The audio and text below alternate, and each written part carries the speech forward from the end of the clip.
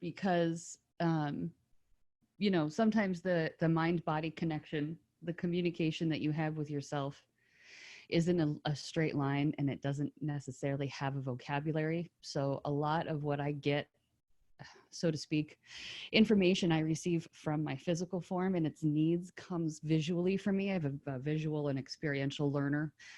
That's just the way I am. So lately I've been feeling extensions.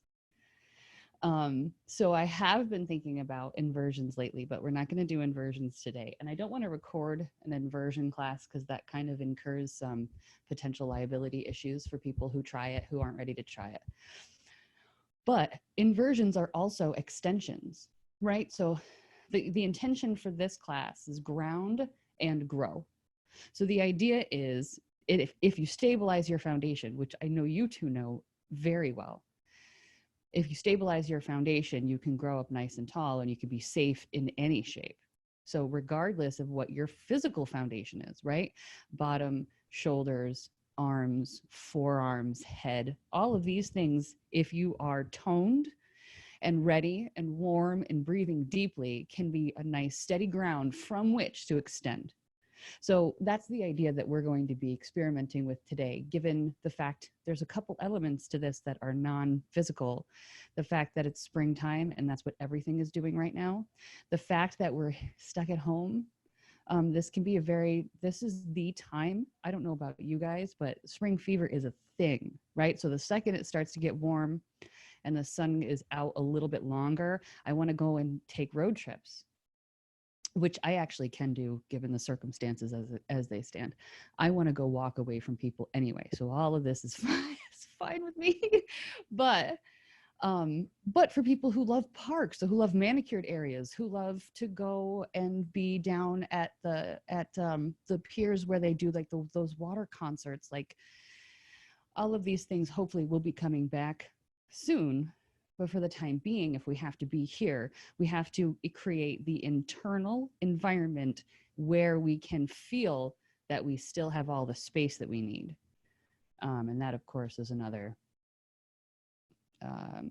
product of a regular yoga practice. You can be where you are and still feel at home and still feel big and not suppressed and restrained in any way. So that's what, at least I hope, by the time we're done together, we'll be able to invite that sensation within us. And I personally have always, again, visual learner. So this is I like to pretend or to visualize cathedrals internally. So if you know anything about arch structures, we have our dome structures. We have dome structures in our physical form, and that helps us physically and energetically to be upright. And so as far as the space within those structures, that's what I want you to get at, where you feel that the ceiling, so to speak, if you were to have a ceiling within you, was, some ancient kind of cathedral dome thing that took 15 years to build because they didn't have the technology. You know what I mean?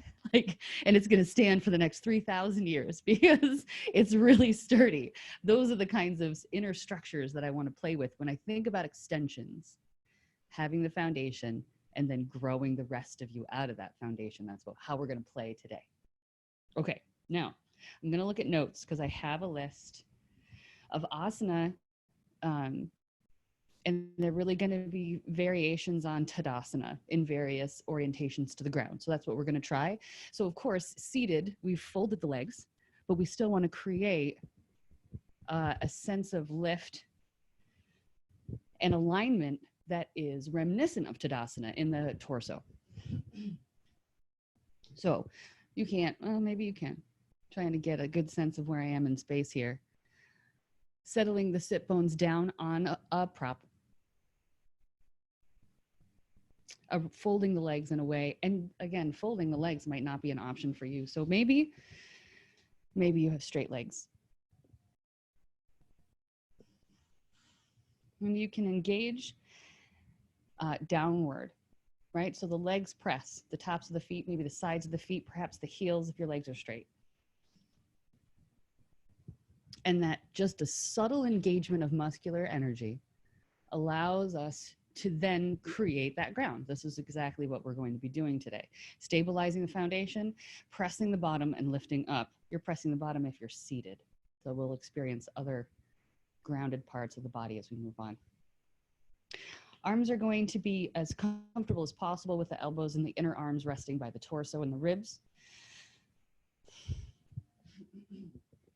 I'll try not to breathe in your ears anymore. I'm going to take several deep breaths without any structure. So we've got the physical form now. Let's start to get the more subtle parts of our being warmed up and open.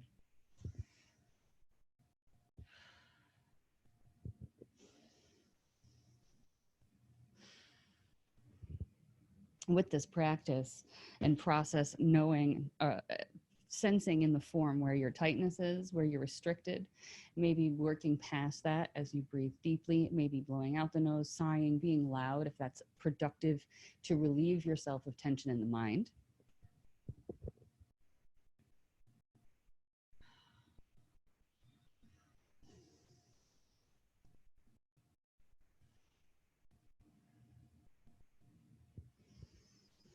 And of course, with the concepts of extension and considering evenness in the torso, we'll be also considering evenness in the breath. So samavriti,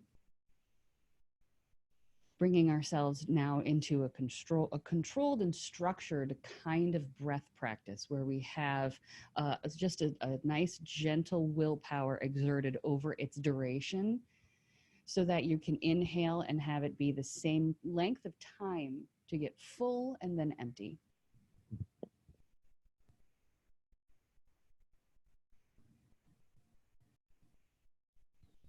So eyeballs are focused on a point in front of you on the floor, or they're closed.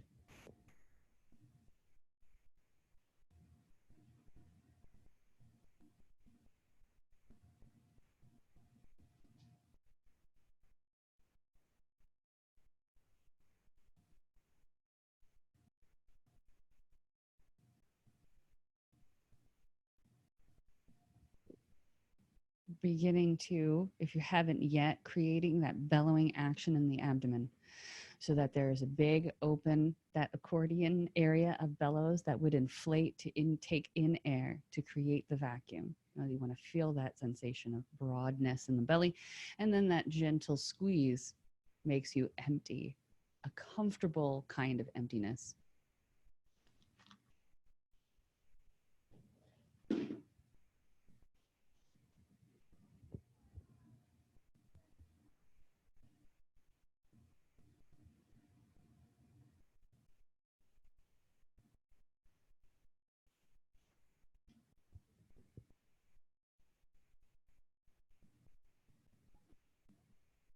Okay, so we're going to begin with mortar and pestle. Please, if you would slide off of your prop and put your sit bones right on the ground. I'm starting to feel a little redundant with this one, but it has so many practical applications for warming up the body that we're going to do it again. So switch the cross of your legs, please. And I want you to find that you still have that nice solid stability in the legs and feet. And now we're going to begin to experience all the totality of that bottom groundedness, right? So inhaling your shoulders forward relative to your hips and exhaling and swinging back around, making a nice big circle on your bottom. So again, so many applications to get you focused, to get you into the intention of the practice as it stands today. So not only will you be experiencing and sensing your bottom against the ground, but also as you move to the flow of your breath, you're experiencing that unity so that you begin to really work with yourself in a very subtle way to flow to your own length of breath.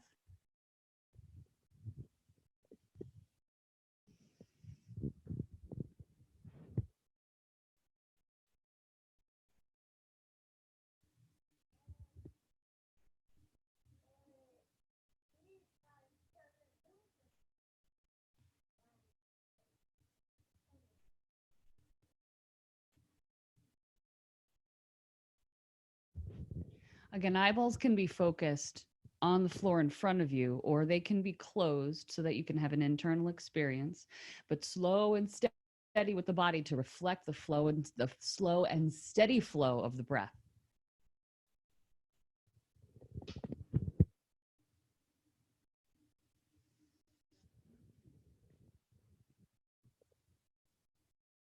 With your next inhale, sit up nice and tall. And before we do our opposite rotation, I want to offer you, speaking of doming structures in the form, I want to offer you a mudra of the tongue. So I can't remember what it's called. The Sanskrit escapes me at the moment, but you curl your tongue up and kind of touch the back of your tongue to your palate. Kind of like that. And if that is just, beyond, if that's way too much, don't do it. You could touch the tip of your tongue to like where the palate of your gums and your teeth meet. But if you curl your tongue back and just press the back of your tongue up onto your palate, that's another doming structure. And that pressure upward helps to create openness in the jaw, openness in the sinuses. It kind of gives you this open space in your head. So if it's effective for you, please give it a try. If it's totally beyond reason at this time, then it's okay. Don't worry. You're going to switch the cross of your legs with whatever you've decided to do with your mouth, and we'll do the opposite circle, please, in the mortar and pestle.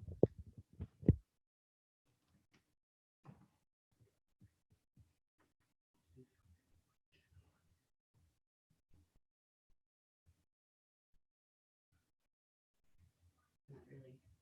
Thanks, Betty.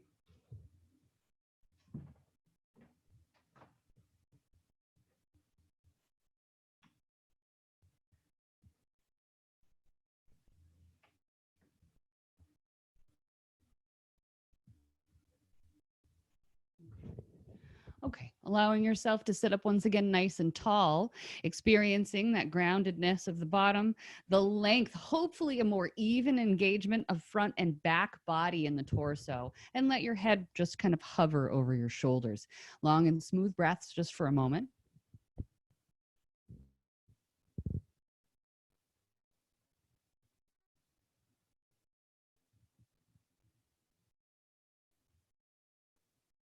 Noticing the quality of the breath, how it can flow through the torso. Okay. So now we're going to stand in Tadasana.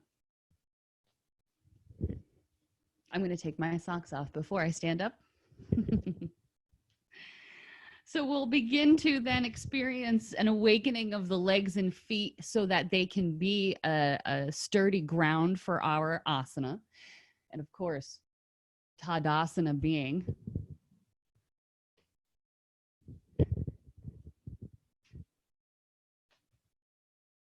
a foundational posture of our yoga practice, of our yoga asana practice here. So we get to experience the doming actions of our physical structures here from the floor upward, right?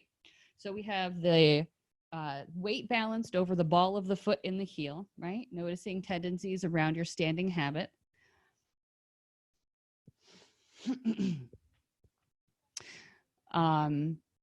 Arches, backs of the knees, perineum, diaphragm, the epiglottis, palate, cranium. These are all of the doming structures that create lift and energy, not only physical, because we need to be able to be upright over gravity, but also energetic lifts in the form. Palms, elbows, armpits. The little spoken of armpits in a yoga practice. It's so important not to collapse in your armpits, because this, if you were with me last week, we spoke of the importance of the space between the head and the heart, right? So to be able to lift and have that heart sensation lift into the brain and influence your decision making is very important. Okay, so another warming up kind of exercise that you've done with me a million times is to lift the heels and the hands at the same time to the flow of the breath with your inhalation, and then exhale and release the hands and the heels.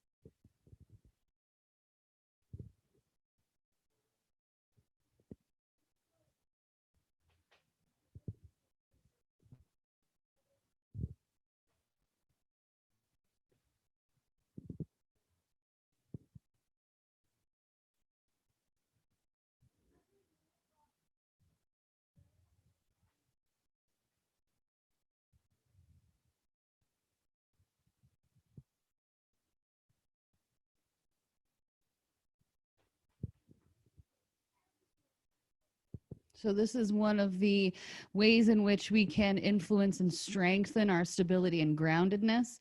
So you might be able to play around with or become aware of when you lock your knees out and you remove that doming sensation from the backs of your knees, you wobble.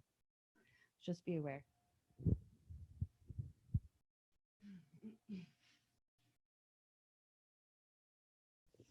Okay, so now keep the heels grounding and steady. And feel that sensation of steadiness influence the lift of the arms. Feel the arms almost effortless in their lift. Exhale and release them down. A couple more times. Feeling with your next couple rounds that you can feel the sense of the rib cage lifting up and away from the hip crest, that you're creating space and elongation in the spine, in the waist.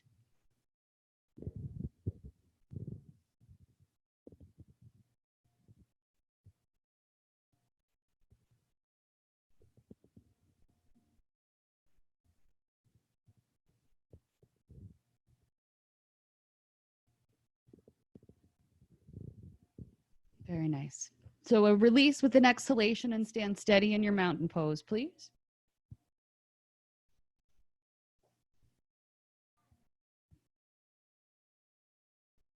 So we're going to continue to create that sense of stability and steadiness in the legs and in the hips so that we can move carefully through a sun salutation now. Standing toward the front of your mat.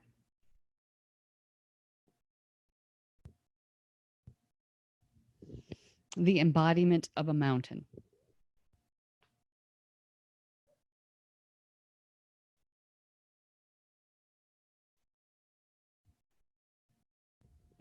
When you're ready to inhale, then the arms will raise up and overhead. You can look past them if your neck's okay with that. Arms out wide as you exhale and fold. Keep the knees soft. Release the belly to the thighs. Inhale, press the hands on the shins or maybe the fingertips to the floor. Lengthen the spine. And exhale and tuck the belly in. Give yourself a bit of a hug here with the legs. Inhale the right foot back to a lunge, please.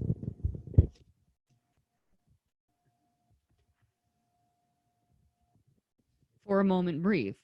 Feel the steadiness in the right thigh and the left knee bends directly over that ankle. And when you're next ready to inhale, plank pose, please. Now, I love plank pose as an extension. So if you need to drop your knees, if you have not yet, please go ahead and do so because I'm going to talk at you for just a second. Dropping the knees down when you need to take a break, lifting the knees up at any time, getting your hands squarely under your shoulders, feeling the arms close to the torso, right? You're kind of squeezing toward midline with the limbs. This is part of your ground. The inner thighs work toward one another. The feet are open and working to keep the structure sound. And of course, the thighs and abdomen work together to keep a lift in the hip region. When you're ready, if you haven't yet, bend your elbows and bring your belly all the way to the floor, please. Finding cobra pose, maybe starting with a baby cobra.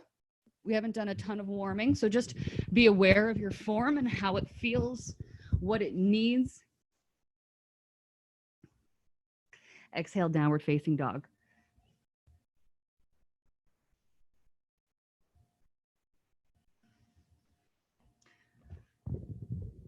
Downward facing dog, a wonderful extension pose. So making accommodations and taking breaks if necessary. So it's important if you have shoulder or wrist things happening for you this morning that you're not overdoing it for the sake of staying for whatever ego thing might be happening. Try not to let that be your guide. Let the feedback from your form and the breath be your guide. Long and smooth breaths, feeling that bellowing action in the belly really accessible now as you are a little bit upside down. This is not only an inversion, but also an extension. So the ground is the limbs and the hands and the feet. And the extension is right from tailbone through crown, just as per usual. Okay, so now, if you're feeling feisty, or even if you're not, you're going to inhale your left leg up, and you're going to exhale and lunge once again. Let yourself be steadied with the hands, maybe blocks or books under the hands. As you exhale again, step into your standing forward bend, Uttanasana. When you're ready to inhale, then soft knees, strong thighs, straight back, all the way up. And exhale, palms together and down.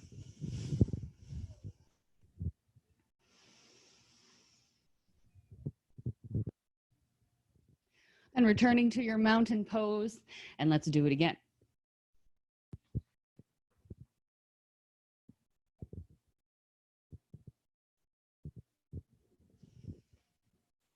Deep breath in, raises the arms, almost as if they were filled with helium. As you exhale, soft knees, strong thighs and abdomen, Uttanasana. Inhale, lengthen the spine, create space in the hips. Exhale, come back into your forward fold. This time with an inhalation, the left foot will step back and we'll lunge on the other side, creating a structure that is stable and sound and does not impede on the breath. Remember those armpit domes. Plank pose when you breathe in, please. Pause for a full breath in plank. Experience your shakiness. Experience your reactivity to the shape. Try not to clench it out. Exhale down. Tops of the feet and hip crest press. Inhale our shoulders and head as a unit up together. Exhale, downward facing dog.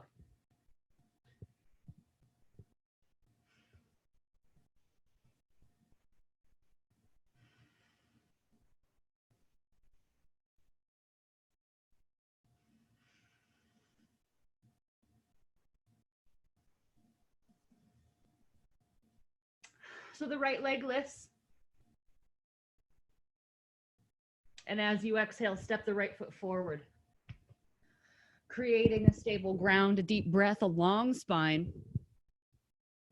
Exhale and step again, standing forward bend. Exhale out all the way. Get yourself situated over the feet and inhale and raise the spine.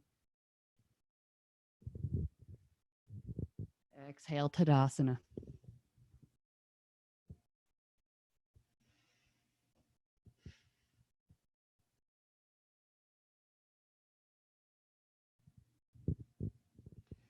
Beautifully done. Now, we're going to gesture toward a chair pose, another extension pose, keeping the feet situated as they are in a Tadasana kind of orientation, bending the knees, sinking the hips, and the shoulders come slightly forward so that you're engaging your thighs, keeping your weight squarely over both feet.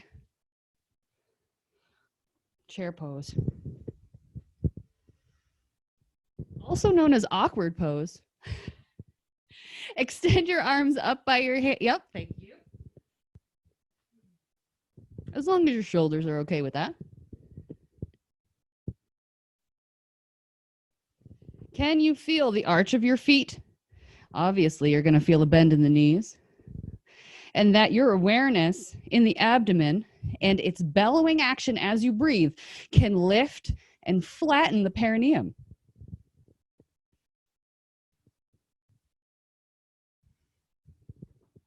Armpits too. Try not to lock it out.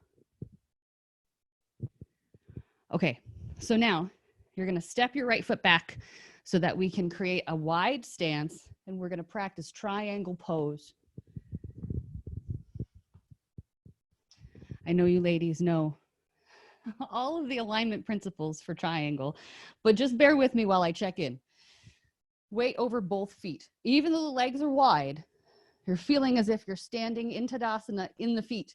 Those domes are happening, right? So there's a slight internal rotation on the right thigh and a slight external rotation on the left to keep the kneecap in line with the middle toes. The torso faces out with the pelvis, right? So there's a little bit of an outward action to the torso, and you're going to let your hips come back as you bring your torso forward over the left leg. Left hand touches down onto left shin. Extension pose. So please do not curl in on that left side.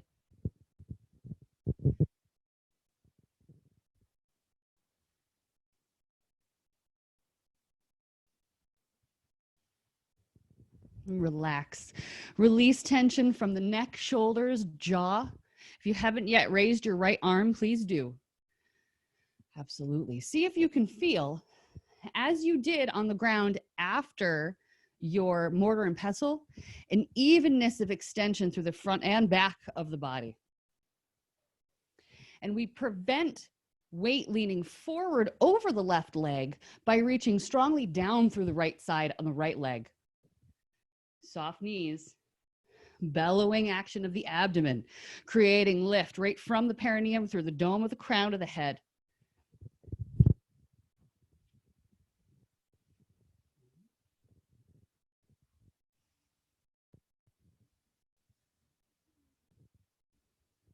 If you haven't turned to look up, you can if your neck is happy with that.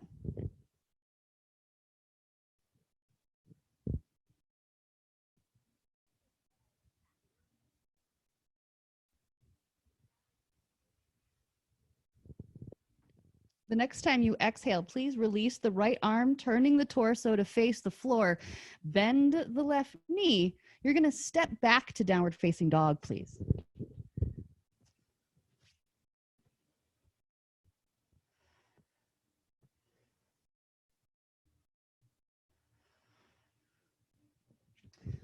Child's pose is a viable option at all times. Please, if you notice tension creeping up through shoulders and neck, or perhaps any strain in the wrists, release your knees to the floor, sit on your heels, and put your forehead on something. If that's not necessary for you at this time, downward facing dog, reinforcing the action of domes in the structure of the limbs. Even the palms have a little bit of a soft lift in the very center. Elbows stay soft, and the domes of the arches of the feet, of course, and the backs of the knees.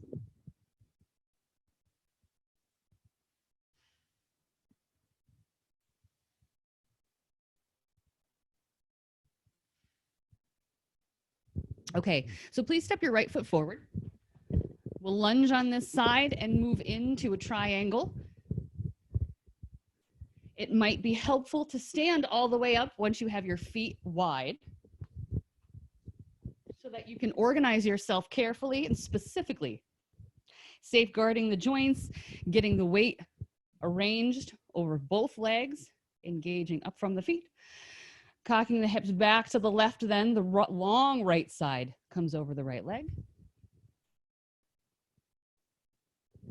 External rotation of the left, sorry, my fault. External rotation of the right leg. Keep the kneecap in line with the middle toes. Keep both knees soft. Raise the left arm when you're ready to stack over the right.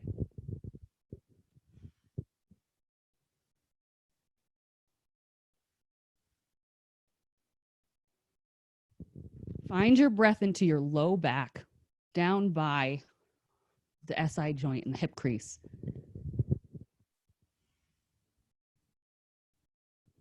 Extend your neck straight out. Extension pose. Don't impinge on the right side.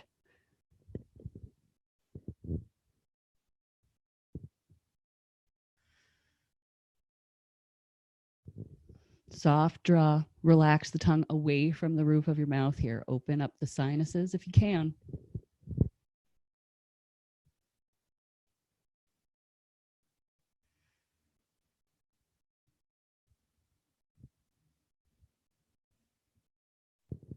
Okay, so the next time you exhale, please lowering the left arm, turning in the torso, bend the right knee, and we'll step back to downward facing dog once again.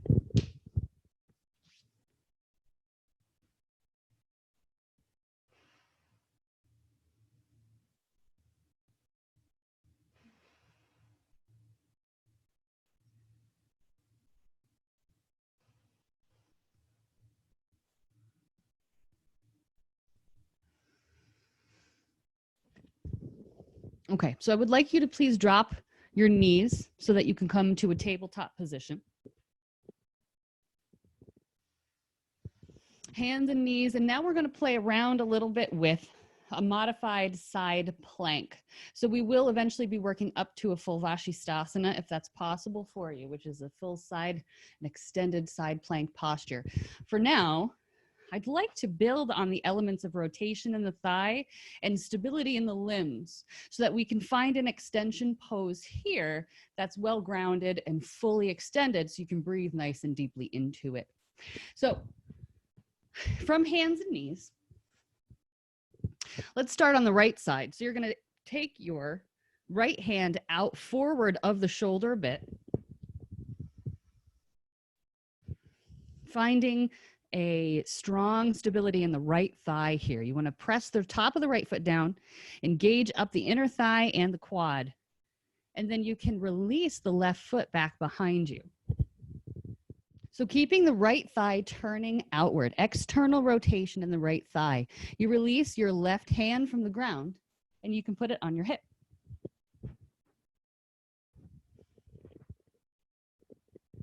Sole of the left foot planting as if in Tadasana, reaching the arch up, softening the knee, keeping the left hip stacking over the right, and be aware of breath in your low back.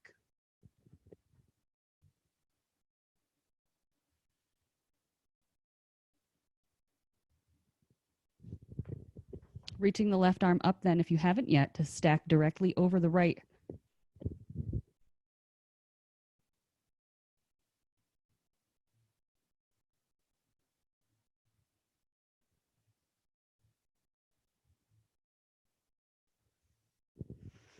Let your breath be long and smooth.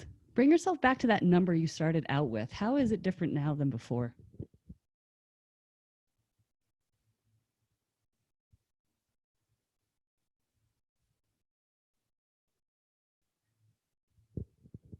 Okay, go ahead and come down.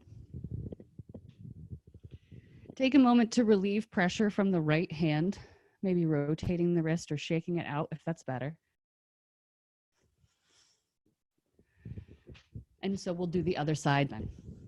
Setting up the left side to be foundation. Strong press of the top of the foot, perhaps the shin if that's something that's reachable for your form. The left wrist is out from underneath the left shoulder. And then you extend the right leg back behind you. And then you rotate so that the right hip stacks over the left. Sole of the right foot presses firmly.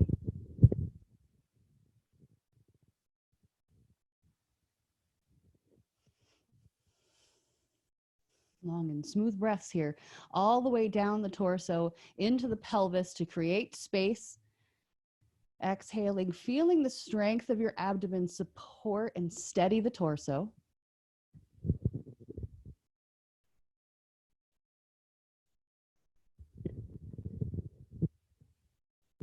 Stacking the arm if you haven't yet.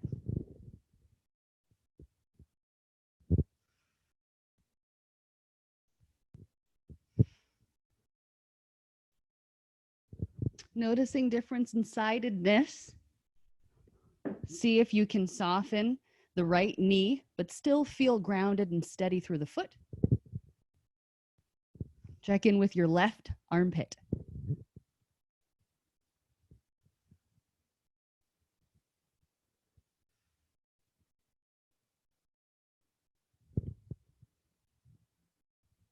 Okay, exhale, releasing the top arm. You're going to turn your torso back to hands and knees, releasing weight from the left wrist. Please gently rotate or shake.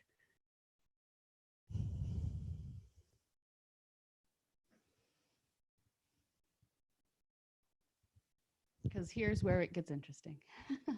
You know what? Before we get into a full side plank pose, I'd like to do a dolphin.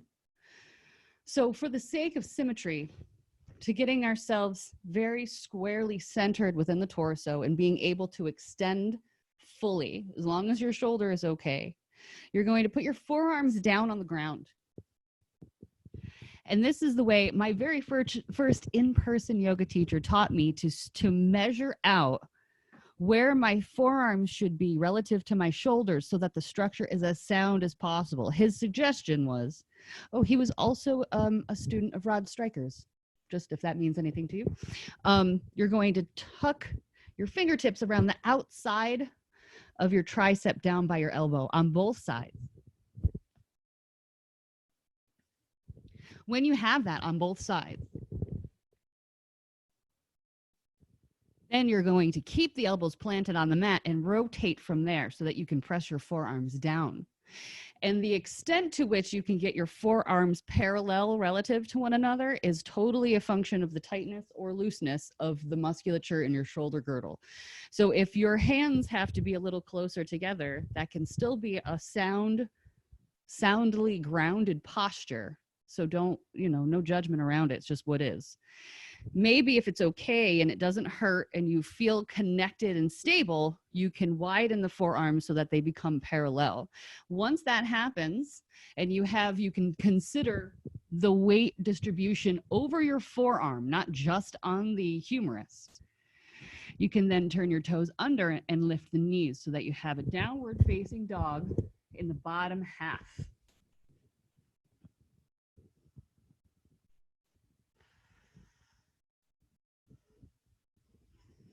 So this class being an extension class, I ask you not to look at the floor today. That is something that is, it's a different kind of practice. So I want you to let your head hang. Feel yourself long in the neck, open and steady in the shoulders, and then pressing firmly, grounding through the forearms and hands, keeping the knees soft and lifting up and down as many times as you want to. You do not have to hold this. Again, considering the dictates of the ego as opposed to a functional and healthy practice.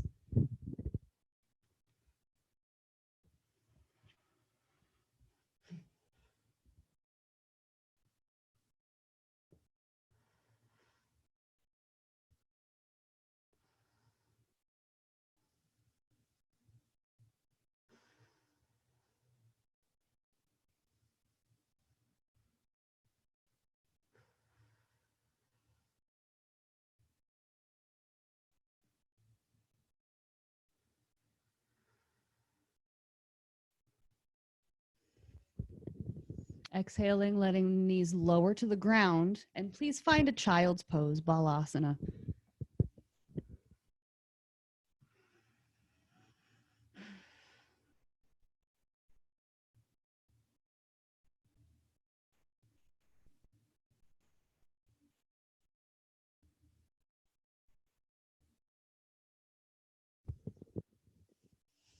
Enjoying the connection between the belly and the thighs, making sure your head is supported. So if it doesn't touch the ground, it's on your hands or a blanket or a pillow or something. Allow yourself to feel held, comforted, safe.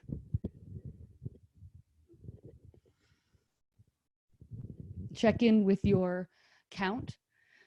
Making sure that if you start to feel closed off in this shape, that you consider the back body and the expansiveness of the rib cage down and through the SI joint into glutes, feeling that full body breathing.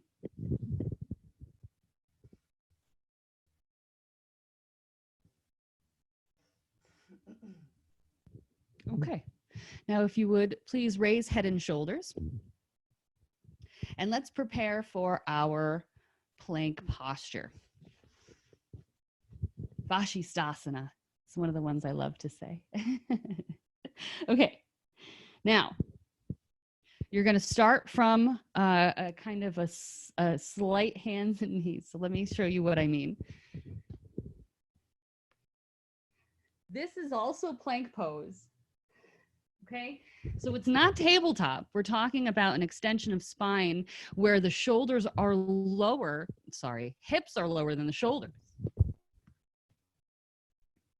Wrists are underneath the shoulders. Knees and shins and the tops of your feet press firmly to lift and lengthen through that hip area. And then if you haven't yet, you just lift the knees and you see how it's all the same. Feeling the thighs squeeze toward midlines. Do not lock out your elbows. Feeling that they're still, even as the weight is over the shoulders, the doming action in the palms is still happening, even just so subtly. Relax your face. When you're ready, you're going to shift your weight so that you can release your left hand and get your weight on the outside edge of your right foot and on your right hand.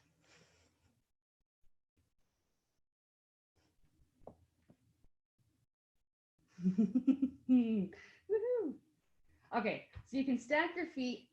You can have both feet on the ground to stabilize you. Feel the inner thighs touch. Feel yourself very firmly stable in the hips, extended long through the shoulder girdle.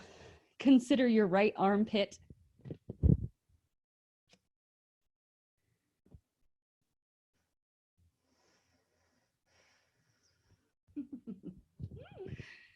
Breathe. I had to take a break so I could talk. I don't usually have to talk and do that shape. Let yourself breathe.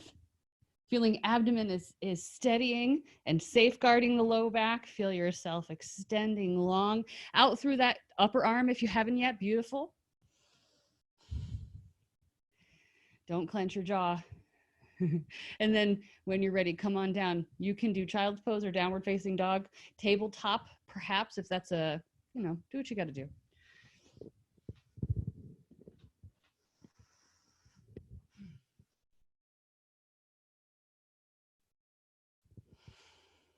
You let yourself be aware of the flow of your breath and aware of tension levels in the body, releasing jaw, neck, wrists. Check in with your wrist.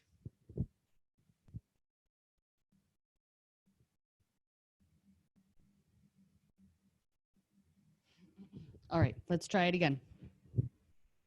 Hands and knees, that not quite a tabletop, but more of like a leaning forward shape.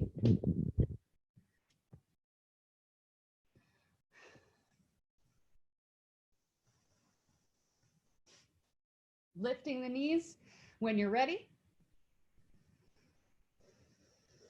And then rocking over onto the left side.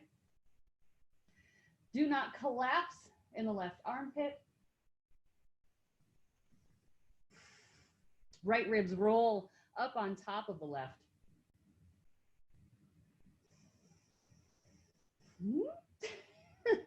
Thighs squeeze. And if you want to test your balance, you turn and look up. Long and smooth steadiness. Don't whip yourself around. Take your time. Soft face, relax your jaw.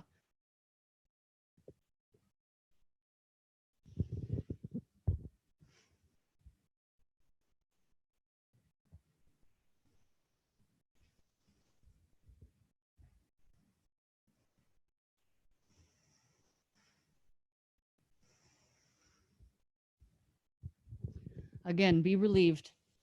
Lowering the top arm, rotating the torso, a downward facing posture. You can do dolphin, you can do tabletop, you can do child's pose, downward facing dog.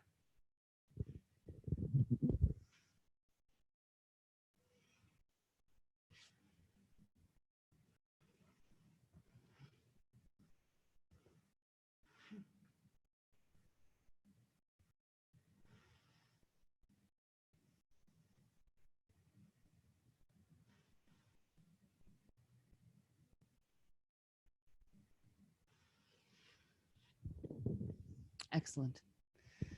Coming down then to knees, or coming up to knees maybe, depending. Up it is. Well done. All right, so let's pause in stillness now. I know you just did that a moment ago, but that's more of a recovery pose. Now let's have something that's very mindful and focused on the flow of the breath in the inner realm at this time. Let's see how you feel. I've been watching too many Marvel movies. I said realm.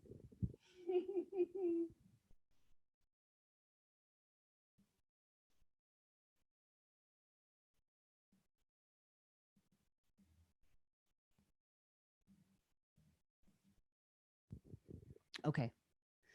I want to do the spider twist from here. I want you to have a seat on your bottom, please, with the soles of the feet on the floor, knees wide, feet wide, knees and feet in line with one another, leaning back, finding, again, extension. So our foundation here is right behind the sit bones, but it includes stability in the thighs and the pressure downward of the feet.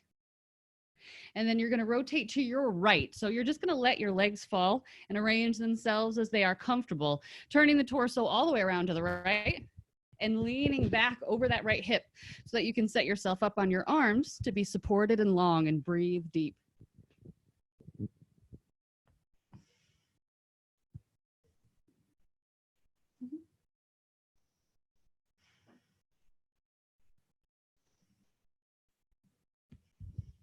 All of the same activities here. This, of course, is a twist, but it has so many elements of extension.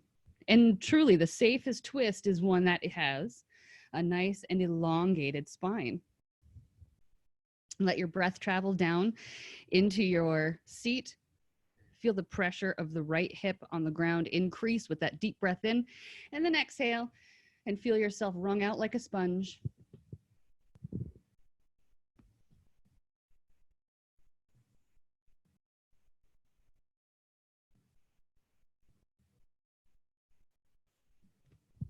If you haven't yet turned your head, you can also turn your face toward your right shoulder, but you can keep your eyes closed. There's no pressure or exertion or strain. Let yourself be soft.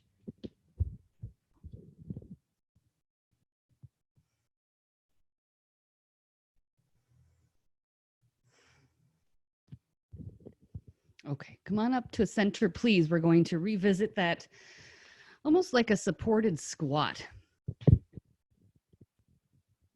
Use your hands on your shins to give your low back a lift and lengthen the spine.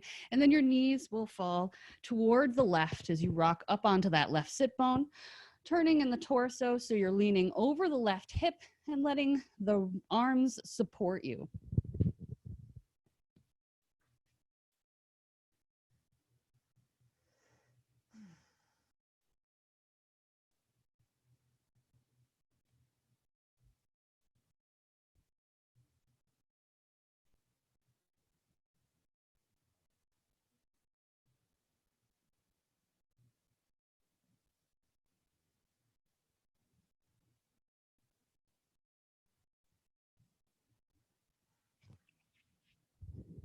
Feeling that bellowing action of abdomen as you breathe.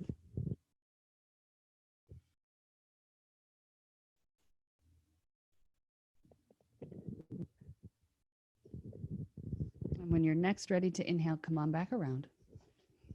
This time we'll sit in staff pose. And now after the twist, we want to have, again, something symmetrical so that we can revisit center in our torsos. I would sit on something, but there seems to be someone occupying my blanket. So I'll just sit on the floor for now. But if you have a pillow or blanket to use, lifting the hips and extending outwardly through the torso and through the legs. So legs first.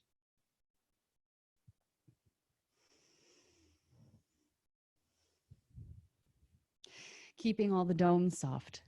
Soft, pliable dome structures in the body.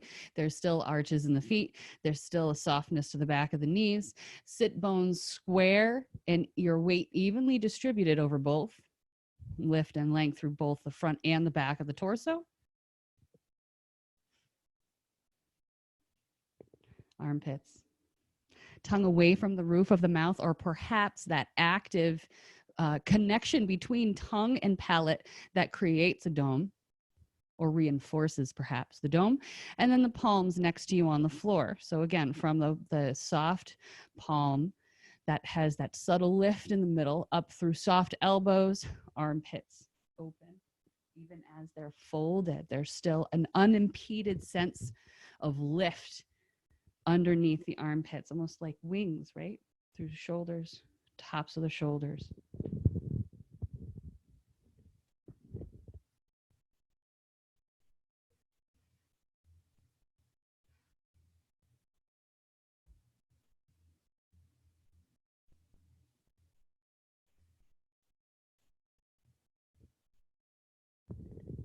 Relax your jaw, close your eyes, breathe as if you were a hollow cylinder, unimpeded breath from your head to the floor.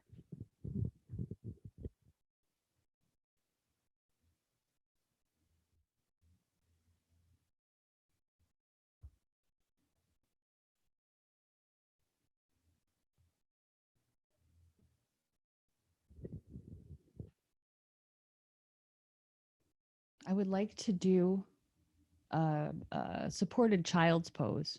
If you have an option to stack pillows or blankets on the floor in front of you, um, I have a bolster and I feel very fortunate to have it. It was a gift. It was a good gift from my mother.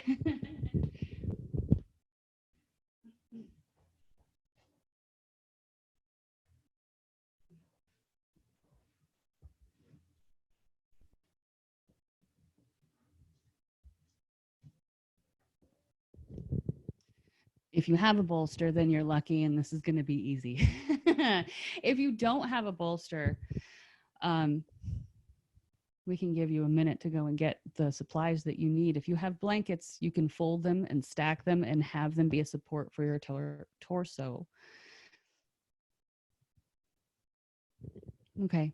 So you want whatever you have as in the way of a prop to be supportive of the entire torso from your pubic bone all the way to your head.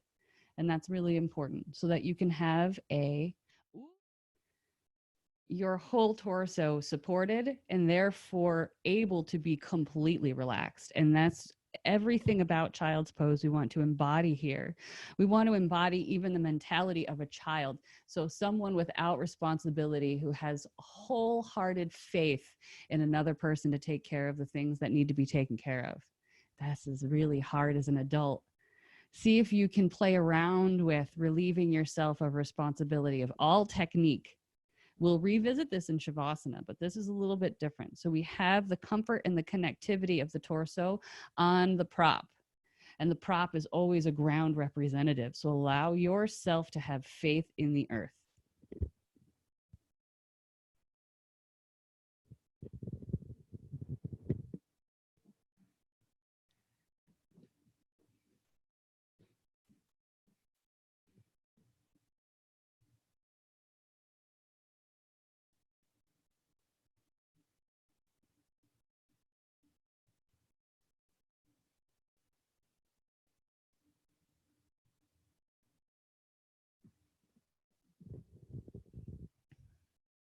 Once you have yourself comfortably situated, either on the forehead or on one of the sides of your face, then you are perpetually relieving yourself of any tension in the form, creating relief, creating heaviness, feeling that as that process perpetuates itself, the breath is freer to move to all of the cells of the body.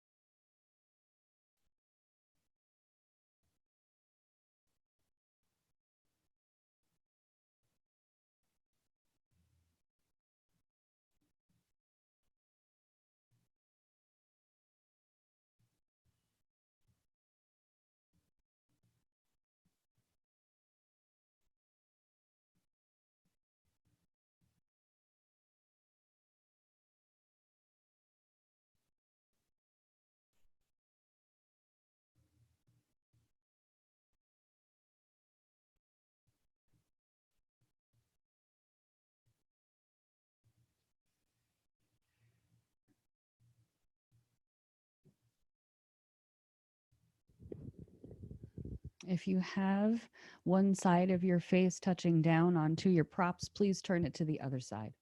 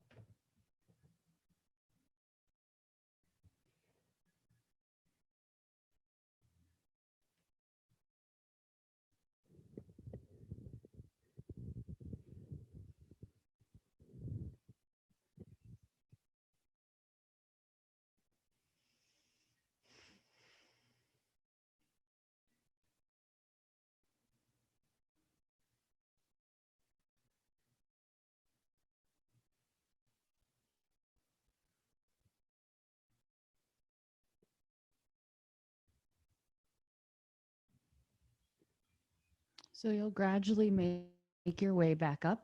Please take your time.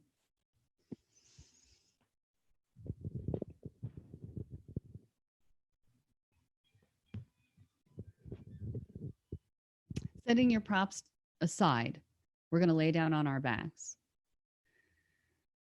So we're going to twist side to side first in a very gentle and relaxed way, and then shavasana. So please, whatever you want to do to prepare yourself to relax again, excuse me, socks, sweaters, eye pillows, blankets, etc.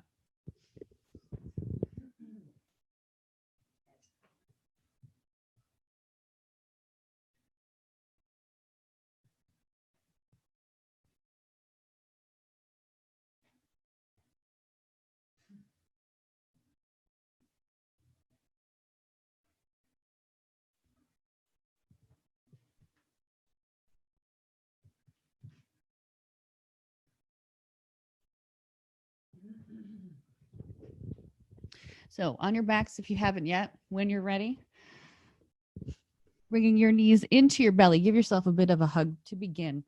Rocking side to side, feeling the low back gently massaged open here by the ground.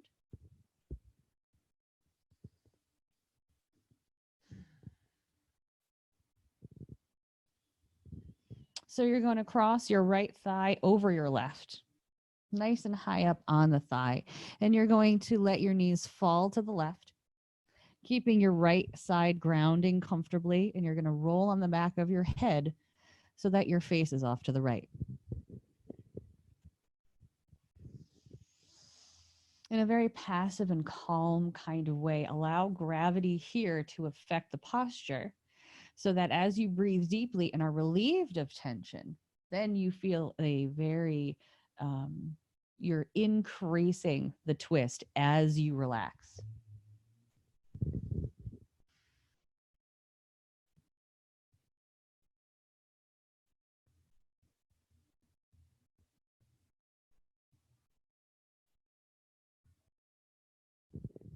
Tongue away from the roof of the mouth. Eyes are closed if you'd prefer.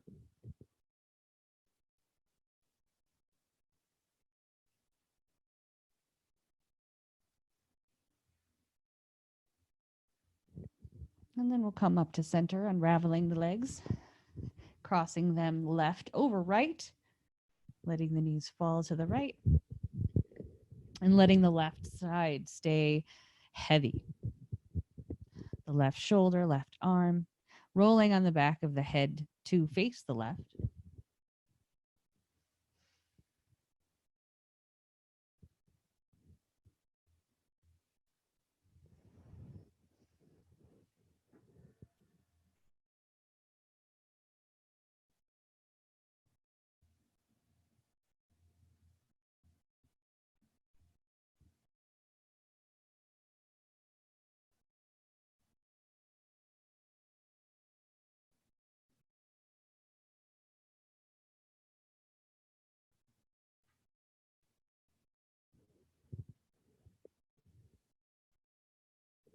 Okay, coming back up to center, then you'll arrange your limbs in Shavasana.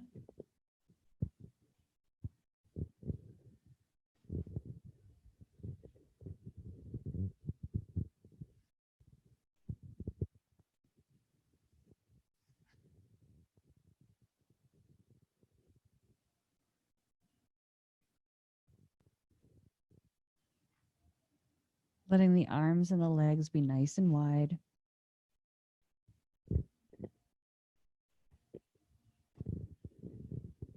Letting your awareness find the grounded parts in the back body, back of the head, shoulders, hands, hips, and heels.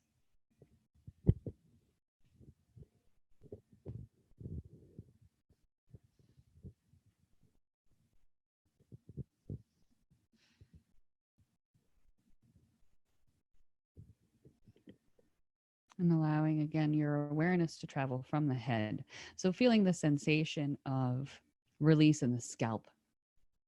There's a softness that travels through the skin of the scalp, then downward in through the mind. So the organ of the brain releases as if it's a muscle. And let yourself feel this softening of intention, where this is the practice of release, is what is going to allow you to be in the posture even more successfully. Releasing through the sinuses, relax the cavity of the mouth. Lips are together, but the teeth are parted. Releasing the back of the neck. Finding ease and openness in the throat.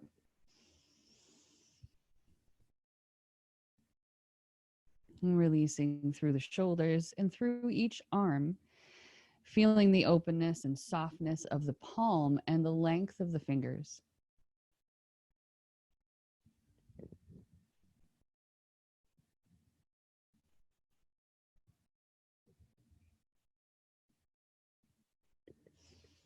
Feeling the rib cage settling to the floor. The floor, of course, being our ground representative. And experience the openness of the chest, that the heart and lungs have more than enough room to move.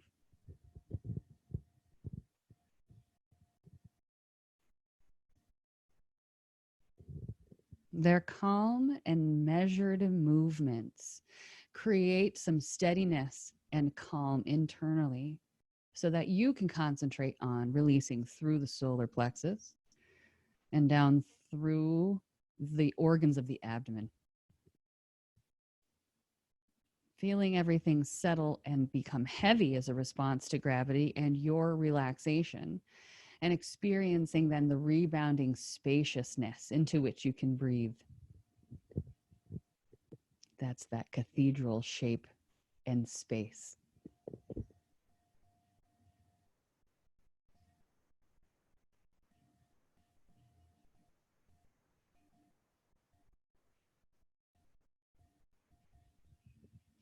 Releasing thighs, soften your knees. Releasing the tension from the lower legs and feeling the ankles and feet comfortably opening.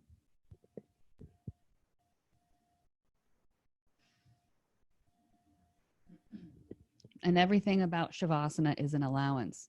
You are allowing yourself to feel open, calm, and without effort, filled with ease. Allow yourself to return to that cathedral kind of huge spaciousness of the belly and experience its subtle ebb and flow with your subtle breath.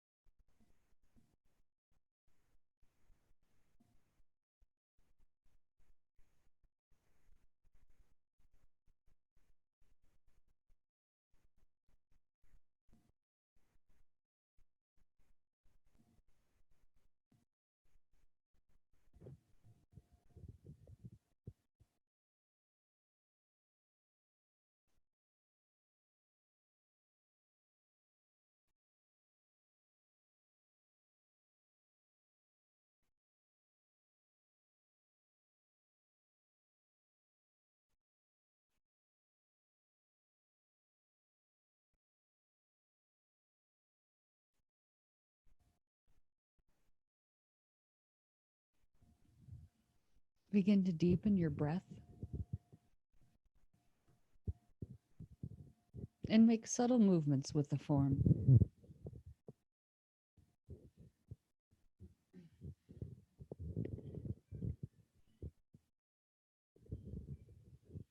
Giving yourself a hug, maybe stretching out.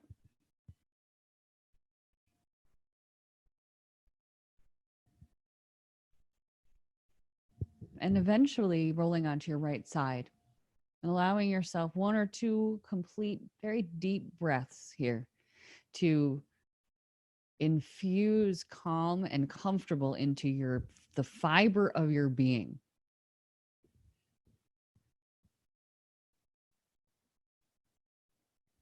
And then come on up and have a seat, please. Appreciating the sensation of ease as you settle in to the shape of a simple seated posture, a sukhasana.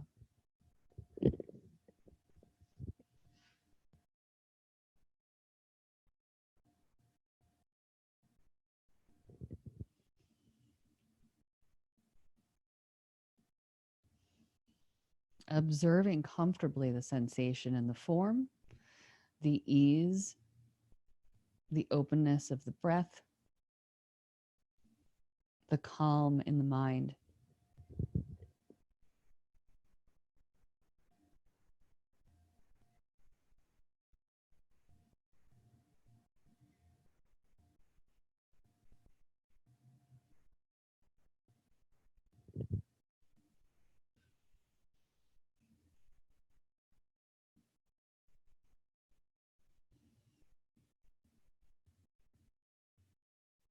So we're going to practice Nadi Shodhana just for a moment before we move on with our day so that we can, from this very complete practice where we're touching on as many of the aspects of our being as we can from here, we can go into the rest of our day feeling very centered, calm, steadied, and able to move in a direction that is in line with what's best for us or in line with what is. So you guys know this. Not changing anything in the structure of the posture except to lower the chin. I raise my arm up again. So some of the habits we get from when we first learn these practices, I prop my elbow onto my chest and I cock my wrist slightly so that the hand moves to meet the face, keeping the neck soft and open. Relax your jaw. And not much change here. So again, we're building on the open sense of ease that you've cultivated in yourselves. So now we can just breathe comfortably. We can breathe easily. So start in the right nostril if you would, please, closing off the left. Inhale right. And when you're ready, close off the right and exhale left. Inhaling left as you're ready, slow and steady. Exhaling right. And that's the one round. That's your first round. Inhaling right. Exhaling left. Inhaling left and exhaling right. Please continue your own length of breath, calm and steady.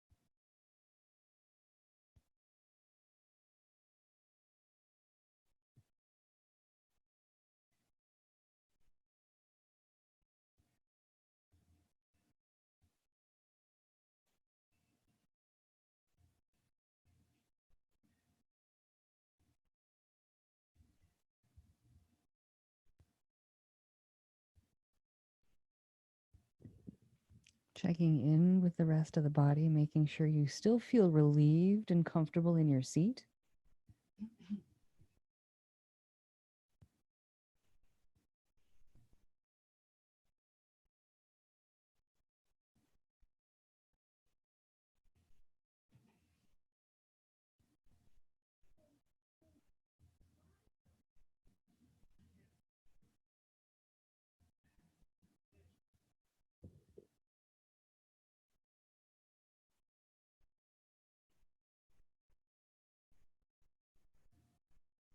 Beginning to feel an evenness of volume in both of the nostrils. Let's do 2 more rounds, please. And when you're ready to be done after that second round of Nadi Shodhana, you're going to exhale fully through the right nostril and then release your hand.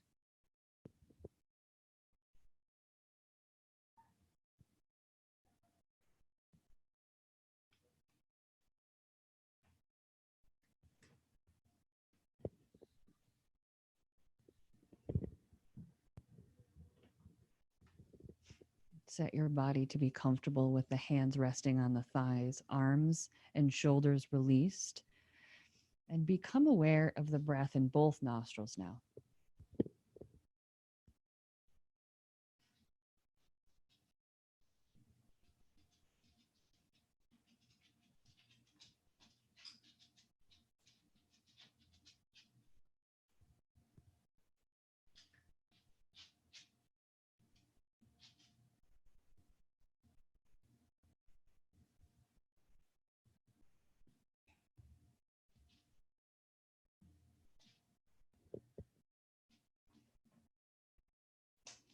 Feeling that, again, even volume of breath in both nostrils, and there's a comfortable flow. An unimpeded connection between your inner world and your outer world.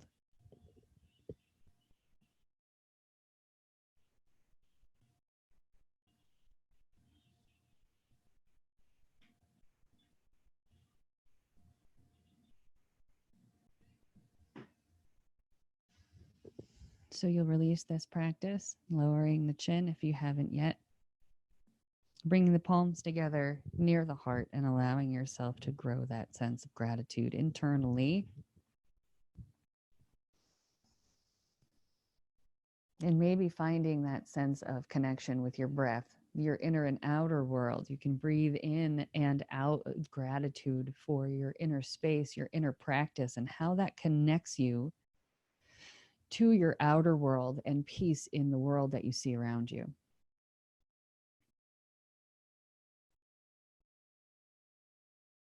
It is a great pleasure to practice with you. Thank you so much for being with me. Namaste.